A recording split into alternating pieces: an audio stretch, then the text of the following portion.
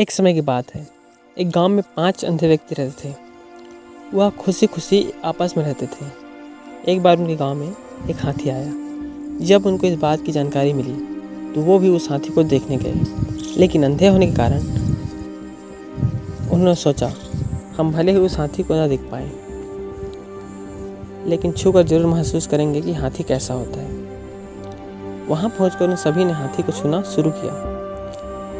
हाथी को छूकर एक अंधा व्यक्ति बोला, हाथी एक खंभे की तरह होता है। मैं अब अच्छे से समझ गया हूँ, क्योंकि उसने हाथी के पैरों को छूकर महसूस किया था। तभी दूसरा व्यक्ति हाथी की पूंछ पकड़कर बोला, अरे नहीं, हाथी तो रस्सी की तरह होता है। तभी तीसरा व्यक्ति भी बोल पड़ा, अरे नहीं, मैं बताता हूँ, यह तो पेड़ के तने की तरह होता है। तुम लोग क्या बात कर रहे हो?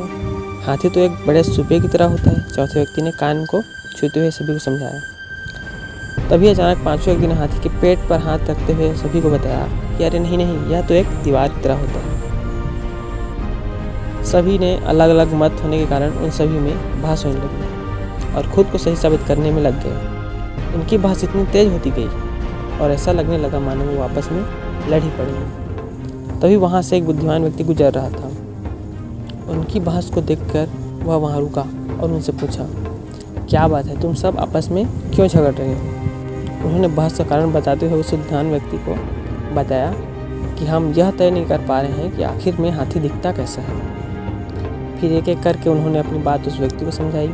बुद्धिमान व्यक्ति ने सभी की बात शांति से सुनी और बोला, तुम सब अपनी अपनी जगह सही हो। तुम्हारे वर्णन में अंतर इसलिए है क्योंकि तुमने हाथी के अलग अलग हिस्सों को छुआ है और महसूस किया है। लेकिन यदि देखा जाए तो तुम लोग अपनी अपनी जगह ठीक हो, क्योंकि जो कुछ भी तुम सबने बताया वो सभी बातें हाथी के वर्णन के लिए सही बैठती हैं। अब तक सभी को सारी बातें समझ आ गई थी। उसके बाद उस बुद्धिमान व्यक्ति ने उन्हें समझाया, यदि आप सब अपने अपने जो महसूस किया है उसके अलावा भी यदि कुछ आगे देखते तो आपको हाथी असल में कैसा है समझ में आ जाता। दोस्तों, अधिकतर ऐसा होता है कि हम सच्चाई जाने बिना अपनी बात को लेकर अड़ जाते हैं कि हम ही सही हैं और बाकी सब गलत है।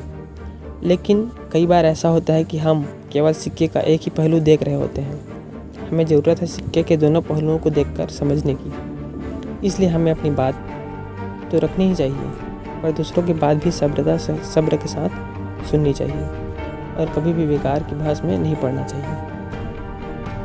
Thank you.